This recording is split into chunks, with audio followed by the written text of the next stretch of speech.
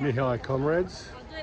Well, I'm in front of the Tiananmen Tower in October the 1st, 1949. Chairman Mao stood on the balcony and declared the People's Republic of China open.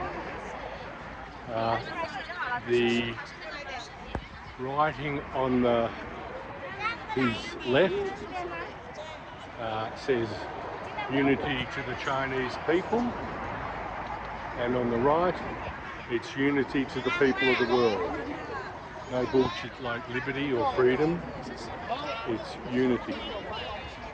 And that's a pretty damn good message.